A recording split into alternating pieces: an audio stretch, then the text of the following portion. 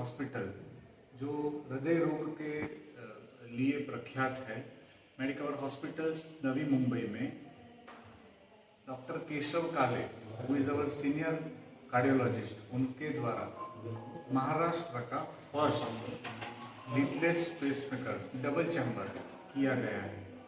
वो ऑपरेशंस इतना जटिल था बिकॉज पेशेंट का पार्किंसन का डिसीज, पेशेंट को डिफरेंट स्टेंट एंड बाईपास किए गए पेशेंट्स के ऊपर ये एक ऑपरेशंस करना एक उनके लिए भी जटिल था, जो आज उन्होंने मेडिकवर हॉस्पिटल्स के पूरे support say, Medicover group of hospitals का भी ये फर्स्ट केस है एंड महाराष्ट्र का भी फर्स्ट केस है, और आज वो पेशेंट यहाँ से सक्सेसफुली डिस्चार्ज हुआ है एंड उनकी आगे की लाइफ भी एकदम नॉर्मल तरीके से वो चल रही है। Thank you. Senior cardiologist, Medicover hospital Navi Mumbai. आज आपण या ठिकाणी मेडिकवर हॉस्पिटल नवी मुंबई या ठिकाणी आपण ड्युअल चॅम्बर लीडलेस पेसमेकर ही अतिशय कॉम्प्लेक्स आणि नवीन पद्धत पेसमेकर बसवण्यासाठी आपण ऑपरेशनमध्ये अंमलात आणलेली आहे।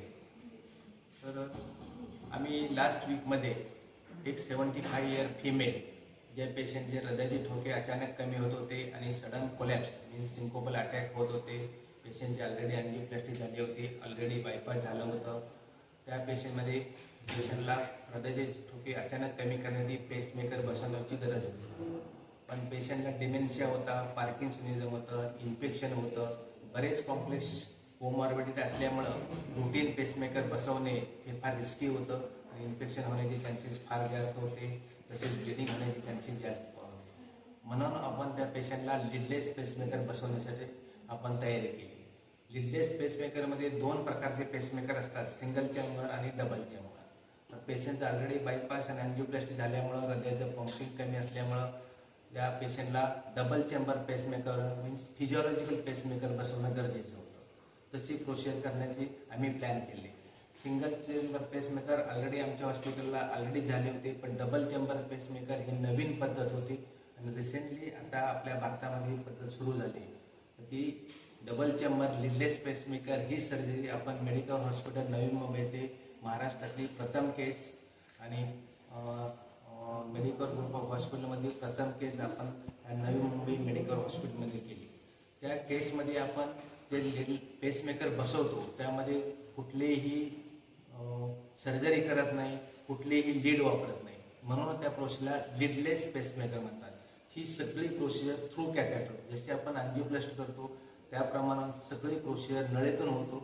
जे पेसमेकर असतात, एक पेसमेकरची बॅटरी आपण खालच्या चेंबरमध्ये बसवतो, एक पेसमेकरची बॅटरी आपण वरच्या चेंबरमध्ये बेसमध्ये, आणि दोन्ही बॅटरीचं आपण कम्युनिकेशन करून ही जी फिजिओलॉजिकल जशी नॉर्मल माणसामध्ये हृदय वर्क करतं, वरच्या चेंबरमध्ये पहिली ॲक्टिव्हिटी होती, नंतर खालच्या चेंबरमध्ये ॲक्टिव्हिटी, तशी सेम प्रोसिजर आपण ही ड्युअल चेंबर लीडलेस पेसमेकर सर्जरीतून आपण तयार केली।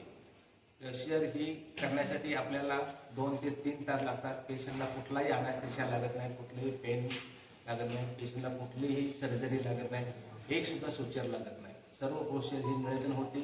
Total duration of the procedure approximately 2 ते 3 तास असतात।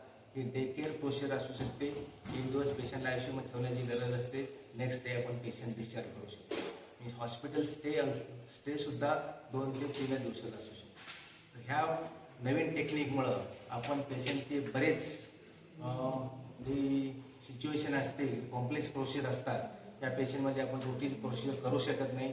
ह्या प्रोसिजरमुळे त्या रुग्णांना फार दिलासा मिळू शकतो आणि पहिली केस आपण नवी मुंबईच्या मेडिकल हॉस्पिटलमध्ये आपण यशस्वीरित्या पूर्ण केली आणि पेशंट डिस्चार्ज केला। पेशंटचं रुटीन लाईफ आता एकदम व्यवस्थित चालू आहे, पेशंटला कुठलेही चक्कर येत नाही, कुठले येत नाही, ते सगळ्या रुटीन ॲक्टिव्हिटी विदाउट सिम्पटम करत आहे।